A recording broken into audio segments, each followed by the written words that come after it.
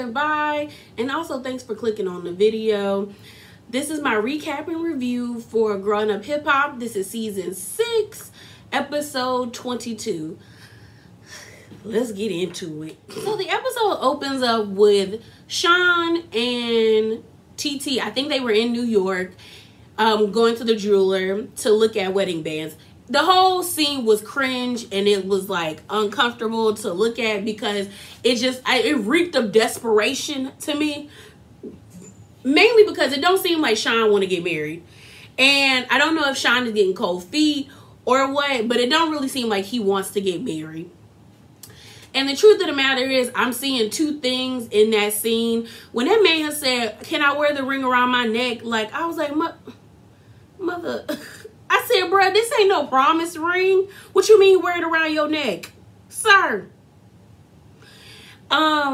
Basically, two things, like I said. One, Sean is, I don't know if Sean doesn't want to get married or Sean is just like anxious and he getting cold feet. But I do remember earlier on in the season when TT was going wedding dress shopping and we got to meet Sean's side of the family. His mom legitimately said, like, we never thought he was going to get married because he never gave off the energy that he wanted to settle down. But they love to hear her. So it's kind of like, it's seeming like he don't want to settle down. Sean really gives me, like, I will get married when I'm 53. You know, when my swimmers can't swim, you know, when I can't do no more out there. Also with the infidelity. Number two, I'm looking like TT looks desperate because it's like, why are you rushing to get down the aisle with this man when it doesn't seem like the right fit? It doesn't seem like you wholeheartedly trust him, especially when the whole infidelity thing came up. It just doesn't seem like the right fit. But I'm also thinking that because I remember a lot of people that I'm cool with who are older than me, like they're in their 30s. A lot of those women have told me, like, sometimes when you hit at 30, a lot of women, it's like things shift inside you, you know, where you feel like you have to have these certain things for life to be complete. And maybe that's what TT is feeling like. I should have been married. Like, we should have got married before I had this baby, or I want to be married and us be a family, like a solid, legitimate family. And before we go any further with raising our kid. But it don't seem like this is the right fit to me. It don't seem like it's the right fit to me.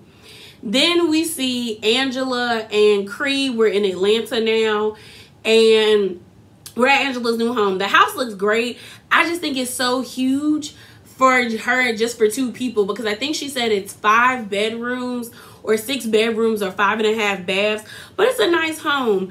Her and Cree are talking, and basically the topic of children comes up, and we're dealing with Cree might not be able to have children, unfortunately. She has fibroids, and also she feels like God is punishing her because when she was 18 years old, she got an abortion. Then a few years later after that, she unfortunately miscarried at 2 months, and she just feels like she's being punished. And I hate when women do that to themselves because I don't think the Lord or God or the universe would punish you for making a decision that you had, a decision where you had the best interest in heart for yourself and for the human being that would probably grow inside you. Yeah, I just wish women wouldn't do that because nobody at 18 should really be having kids. There's no viable reason why, especially not dealing in this day and age. I mean, like, honestly, because none of us really asked to be on earth or here. Everybody should, to me, I think everybody should be able to be born into families that are mentally, financially, environmentally, like, stable. Like, everybody, and healthy. And not everybody has that opportunity. And it's definitely not good when people are having kids between the ages of like 12 and 18 now. So it's kind of like she made the right decision because she's 18, she was in college, and she knew the person that she was going to have the baby by was not going to be there. So you were going to mess up your life or the goals that you have for yourself, and then also cause a harder life for the child that you were going to be bringing into this world that didn't ask to be here.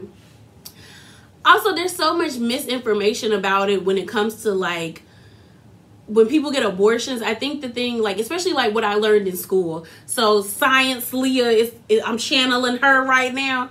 But what we learned in class is that the egg that women have, there's like, my teacher taught us this way, there's Velcro on it, but there's like a little circle of Velcro on there. With other species of animals, some of them have like a band of Velcro, or they have like polka dots, like where the egg looks like a polka dotted egg, because there's multiple Velcro spots all over it. When the egg is released from the fallopian tubes, going down into like the uterus, the uterine walls have Velcro on them. So we all know how Velcro works. They connect, like, you know, it strips. When the egg is fertilized, that is when implantation begins. And like, well, when the egg is fertilized and it drops down into the uterus, into the uterine walls, or into the uterus, the egg ends up on one of the sides of the uterine walls, and implantation begins. When it's not fertilized, that's when people have, like, you know, they monthly, you know, Flo comes and visits you, you know. And some people don't understand, like, when they get abortions, depending on what, because there's different stages of getting an abortion. Like, you can get a shot, you can get a patch. There is scar tissue. So, like, when they're scraping the lining of your uterus, there's scar tissue there. So there's no more Velcro. So if the egg randomly decides to, like, land on the left-hand side, the left side of the wall, it can't implant. So that is when you end up having like a miscarriage. So because it's completely random, and also our human eggs only have one little dot of Velcro, it's up to chance. It really is honestly up to chance. It's not the Lord punishing you. It's not the universe telling you are a bad person just because you had an abortion. Like, you don't get to pick which side the egg lands on. And maybe some people might be, well, like, if you would have never got an abortion, like, and that side of the egg landed there and, you know, it's scraped, then that's on you. No, because you don't even know where it's gonna land. It's legitimately like the luck of the draw. Like, it's not like if you sleep on your right side, the egg gonna go that way. If you sleep on the left, the egg gonna go that way. Like, you really don't know. So I wish people would educate themselves on it, so they wouldn't be sitting here, especially Cree, sitting there feeling like she's this bad person for making a decision that was ultimately probably the best decision she made for herself and the human that was gonna grow inside of her. So then we're in Texas. We see Twist. He's basically, what that man doing? Going to court for, you know, driving around with the Glock or whatever. And he's in the car with his lawyer, and his lawyer basically tells him, bro, you could go to jail. Like, you could get sentenced to jail. So we see him go into the courthouse, and he don't go to jail. So good for Twist. He said he gonna be on a straight and narrow path.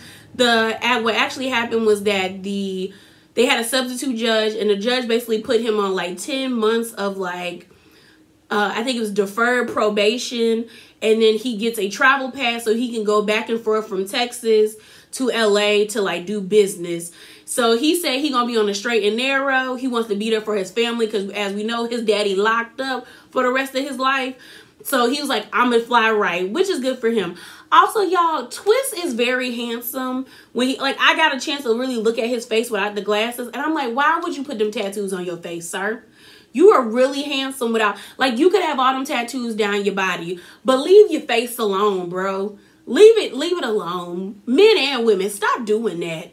But we glad Twist is good. He's gonna have a party, basically like, I'm not going to jail party, and he inviting everybody to come. Y'all, we meet Sayora. If you don't remember Sayora was in earlier this. I hate that they did not break this season up, because technically it's the same exact season, but this should be season 7, episode 2, in my opinion.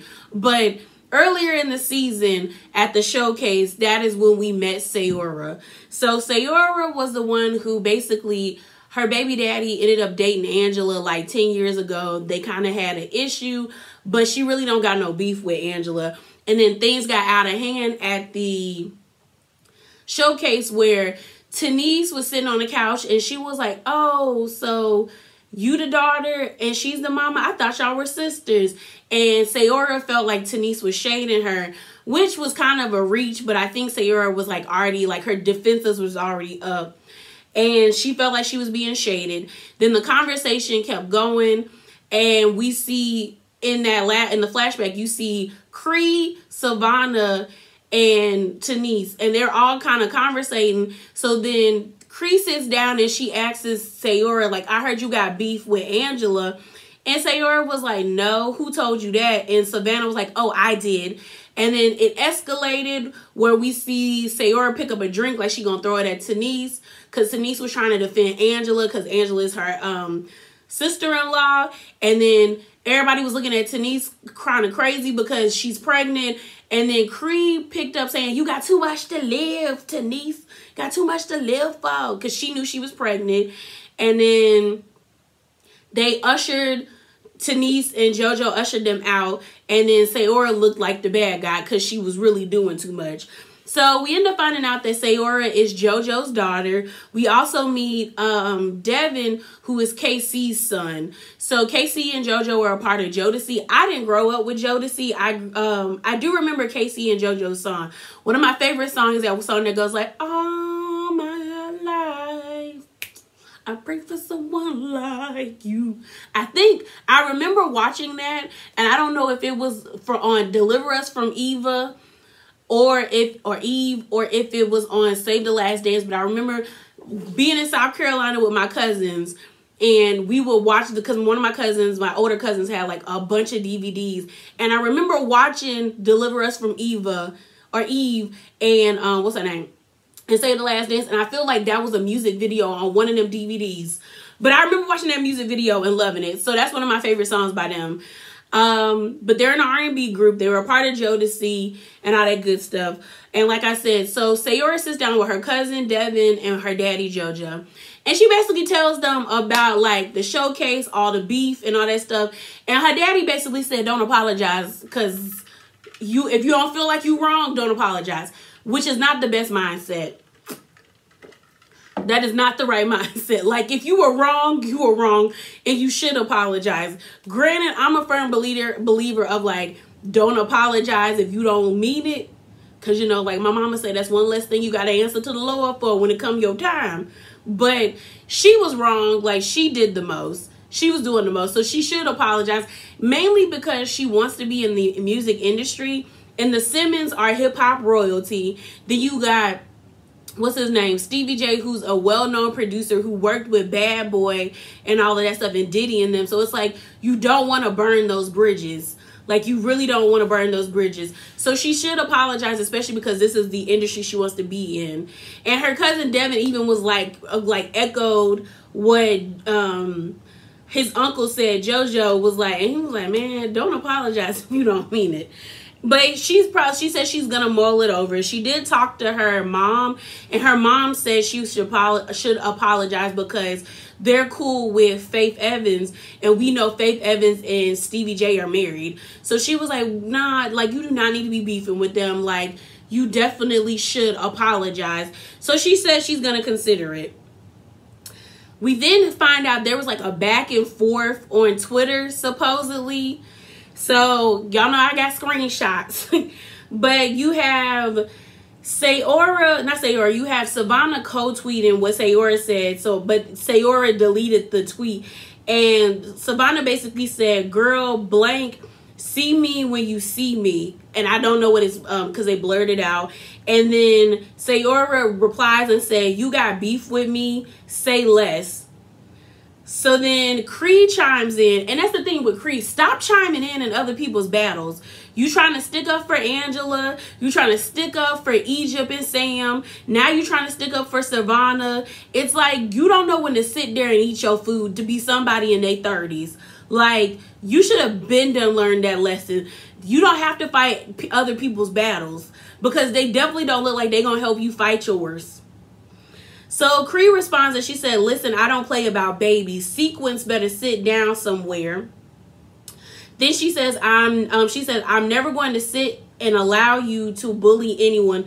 Hence why I got up to remove, and then she added Tanice's name from the situation. And that's what she did. So it's time for Twist's, I ain't go to jail party. So they're doing it at like an Airbnb. It's a nice Airbnb. The only thing I ain't like about it was like, I don't understand. I you know what? Maybe it's me. I just feel like it's real racist to have cotton as an accent. It feels racist. Yeah, it does. It does. It feels racist. I don't like it. Like, especially when I go to Hobby Lobby and I be like racism. And y'all, I live in Alabama, so I'm just like, racism. It's racism here. Racism. So it's just how I feel. Maybe I'm just exaggerating, but that's how I feel. So this is a house party and everybody's there. We see Cree and Tanice. Oh no, not Tanice. Cree, Savannah pull up. JoJo and his friends pull up. We see Hardface, Aaliyah, and Eric pull up. And Brianna come. And y'all, I like Brianna to a certain extent, but Brianna's energy would make me uncomfortable.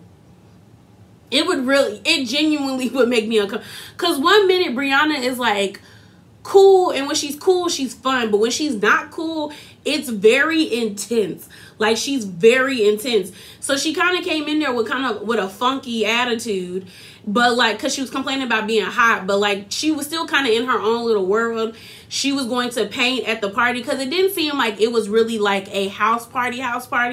It just seemed like Twist wanted everybody to eat there, have fun, get in the pool, vibe, take pictures, and just chill. And, be happy he didn't get locked up and smoke some weed. And so she brought an easel and a canvas so she could paint. And she was in her own mode. She even had her headphones. And she was just doing her.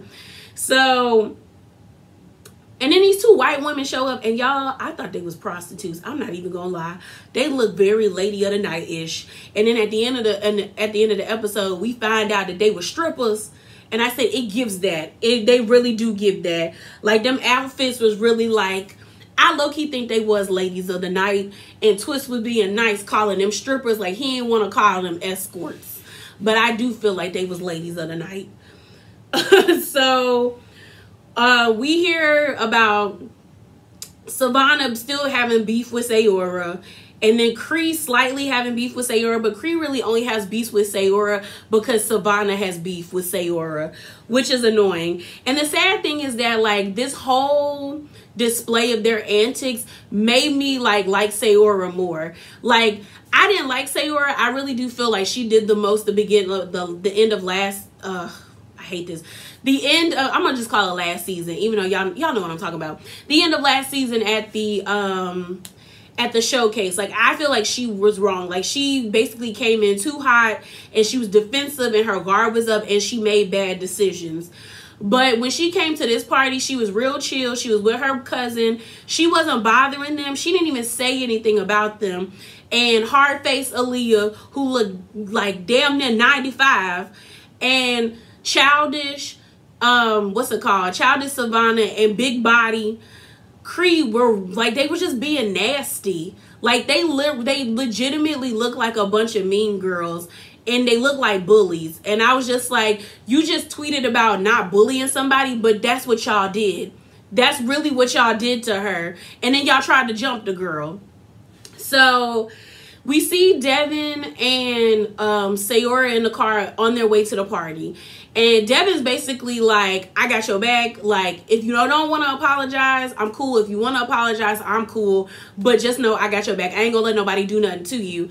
And Sayora basically like, I'm a match day energy. If they wanna be cool and cordial, I'll be cool and cordial. If they wanna be about it, I'm gonna be about it. So I was like, that's okay with me. Match day energy.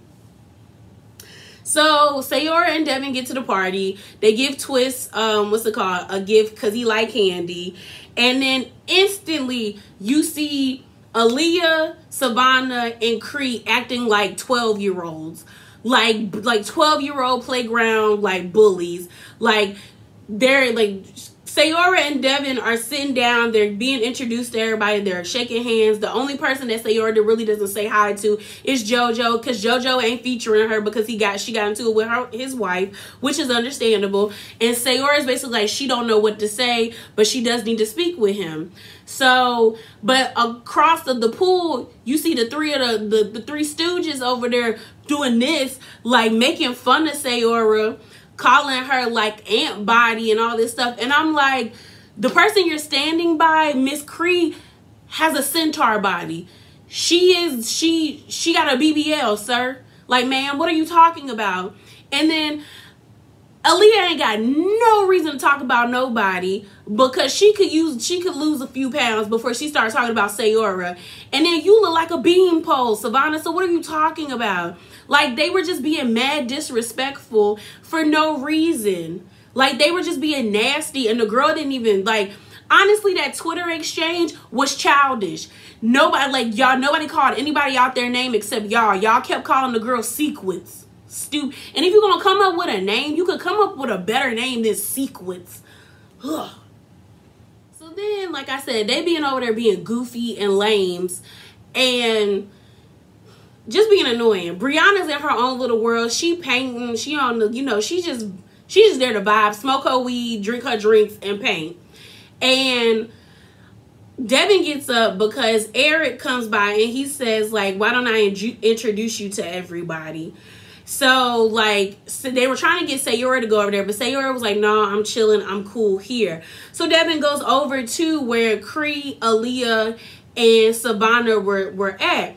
So he tries to extend his hand. He shakes his hand. He says hi to everybody. He tries to say hi to everybody because Eric's like, oh, this is Casey.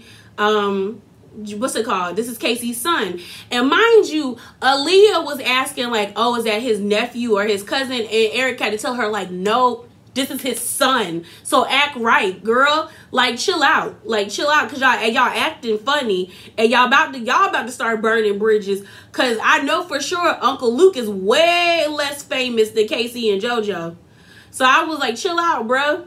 So then Devin tries to extend his hand to Savannah. Savannah has a stank attitude because supposedly Devin was on Twitter, defending his cousin. So that whole comment about like, when Sayora was like, you got beef. So Savannah co-tweeted Sayora and was like, I'm vegan, babes. And then Devin was like, yeah, she was acting mad vegan in the studio. So I don't know what that's about. I really don't know what that's about. But Devin was basically like, I don't know you, but like, hi, but you was beefing with my cousin, so I just was there to have my cousin's back. So then Cree is like trying to size him up, and I was like, girl, sit down. And she was like, I don't want to talk to you. Savannah's like, I don't want to talk to you. Talking to you is making me want to throw up. And I'm like, this is why people don't like you. This is why people don't like you. This is also why people don't take you seriously as like a fashion designer that like, because I remember she said she want to do like streetwear. It's because for you to be that nasty to that man, you look horrible. Like, we just gonna call a spade to spade. Yes, Devin was on the internet made that comment with you, but he was sticking up for his cousin. And he said he didn't know you, but he was gonna check you off his cousin. And that's what family does. And you can't get mad when you have Cree sitting beside you doing the same thing y'all are getting mad at Devin for doing. Because all Cree is doing is sitting beside you, gassing you up. That's all she doing. So Devin and Savannah are still trying to have, like, Devin's still trying to be cordial and be an adult and introduce himself to her. And Savannah keeps saying, like, I don't want to talk to you. Get away from me. And I want to talk to you. And I feel like Savannah's only doing that because she has everybody else around her. Girls like Savannah, I don't like. Like, if you're going to be about the smoke, be about the smoke when your friends are not there. You're only doing that because you know for a fact that Aaliyah and Cree will probably jump in if a fight really do pop off because they like 3 sizes bigger than you. And if you wouldn't give the same energy because you didn't want to give that same energy last season. So why all of a sudden you trying to be about that life now? Because she said something about like people trying to play me like I'm some pretty girl from LA. I'm a hood from Atlanta or something. And I was like, you're not. You're not. You're Stevie J's daughter. Pipe down, sis. You're the same girl who was crying when Jocelyn checked you. So if you gonna be about it with Sayora, you couldn't be about it with Jocelyn. Pipe down, sweetie. Really pipe down. So then Devin's like, I bet, like, I tried to be nice, but it's whatever. So he walks away. So then Twist is like, what's the issue? And then Savannah's over here talking about, well, you know, she said my bob looked like Chucky. She said I look like Chucky. And because of my bob, and she said, I told her I was going to show you Chucky. And I said, that was a childish, that was childish for Sayora to say, and that was a childish comeback. It wasn't, it didn't give the way you thought it was going to give, sis. Because ain't nobody threatened by you, Savannah. Nobody. So then Eric is sitting beside, Eric goes to check on Devin and what's his name, and Sayora, and he's like, you know, I don't know what happened with Twitter exchanges, but I just want to make sure you okay. And she said, no, I'm good. They the ones acting crazy. And Devin's like, yeah, man, like, she just tripping. I'm fine. So Sayora's like, but I do want to talk to JoJo because I haven't, like, said hello to him, but I don't know how to approach this situation because of the disagreement and the argument that me and Denise got into. Well, they asked JoJo to come over. Twist is standing over there now. And Sayora's basically like, you know what? I take ownership that I overreacted at the with the comment that Denise made. Like, once I saw it play back, I realized I was overreacting. But the whole argument thing, it happened because it, like, she was like, I can't say what really set that off, but it happened, and, you know, it shouldn't have got that far. And I was like, okay. And JoJo was like, you know, I'm not going to speak for my wife, but it does mean a lot that it, like, you're actually, like, apologizing because that takes a lot. So they smoothed everything over. So then Twist is asking Devin, like, you want to extend an olive branch to the girl? She was like, and Devin's like, man, I'm down for whatever. Like, I'm good. Like Devin legit was like, man, I don't really have to have a conversation with her. But if y'all want me to, I'm down to have this conversation with her. So Twist brings Devin back over there, and he basically says, like, Devin's trying to extend the olive branch. So then Cree jumps in sounding mad stupid to me when she's like, why you over here? And Devin was like, I was on Twitter. I was just trying to have my cousins back. And Cree was like, well, you over here and she's sitting over there. We could be cussing you out. So do she really have your back? And I'm like, dummy, you're doing the same thing y'all are coming at him about. You over here arguing with Sayora because of Angela. You're trying to stick up for Angela when you know good and well Angela wouldn't stick up for you. Angela left you the first beginning episode of this season because she didn't want to be a part of the drama, so she definitely not gonna stick up for you. You tried to stick, and you made yourself look stupid because you tried to stick up for Stam in Egypt slightly with that whole, like, TT bullies them, and you looked stupid. You looked real stupid. Now you over here looking stupid, sticking up for Savannah, when this whole time you're talking about, like, you made my business look unprofessional, but you've made yourself look unprofessional with just these 2 episodes in this season. So, Cree, this is your fault. So Devin's like, you know what? Forget about it. Like, we don't really even have to have this conversation. Then you got Twist saying, you ain't got no home training to Savannah when she really don't. She a bird. The biggest of birds. She's a bird and she's a child. She's annoying. This fight. So when Devin walks back over to, like, his cousins and everybody else, he basically was like, it wasn't worth it. So then Cree brings her big body behind over to the, what is it called, y'all? Over to sit down with them. And she's like, then you see Aaliyah and what's her name? Aaliyah and Savannah behind the bar. And Savannah's like, you always trying to get people to sit down and talk. And mind you, I really do think, I like, Savannah's only putting on because she has Cree and Aaliyah there. If it was just Sayora and Savannah would be mute. She would be mute. She would be quiet. She would be doing digs in her confessionals, but she wouldn't have the balls to come up in that girl's face the way she did. Because then you see they're having a conversation. Then you got Savannah standing up, like, because she goes back over to the area that they're sitting. And Sayora's sitting down looking at her. And she was like, You got a problem with me? I don't even know why you got a problem with me. Sayora looking at her like, and what? Like, okay, girl. Because I really do think Sayora got hands. Like, the way Sayora popped up, because then you hear Savannah talk about, you know what, you need to stop beefing on the internet or something like that and go, like, take care of your son. And Sayora pops up and say, don't be speaking about my son. And then I think Savannah went to, like, throw something, or she might have tried to hit Sayora, but, like, before they could even get that close, everybody rushed in to grab them. And she was like, stop mentioning, like, Sayora was like, stop mentioning my son. Like she legit was like, and the way she jumped out that lounge, that outside lounge chair, I promise y'all, Savannah would have got that work. Savannah would have, and I don't know, I'm like, y'all know, like, we don't like when the girls fight, you know, we trying to evolve it from that. But, like, Savannah need a tap. She needs a, you know, pop to the face a couple of times. So then they pull Savannah away into, like, security. Security pulls her away, and, like, production and everybody rushes in. You got, like, Cree standing up, and production is standing in between them. You see, I think, Eric or JoJo stand up, and she's like, move. I'm not going to do nothing. I got 4 businesses. I have 4 businesses. And I'm like, and don't nobody care? And is BBL care really a business? It is, y'all. It is. It is, because, you know, it's like caretaking. So Sayora's like, what? Like, Sayora really was like, what?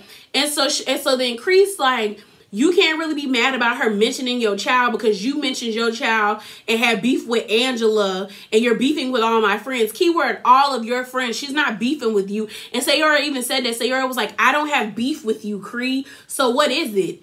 And so Cree is on this rant, and she's like, because you mentioned you mentioned your kid, so you can't be mad. She mentioned your kid, and she can be. So then Sayora says, you will understand when you have kids. That bullet hit Cree in her chest, because all of a sudden she started to get irate. Don't mention me having kids.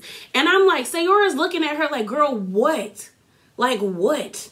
Like, sis, what? So then she gets angry, and I'm like, what are you angry about? Like, what are you if you would have just sat there and ate your food, pumpkin, we wouldn't be dealing with this.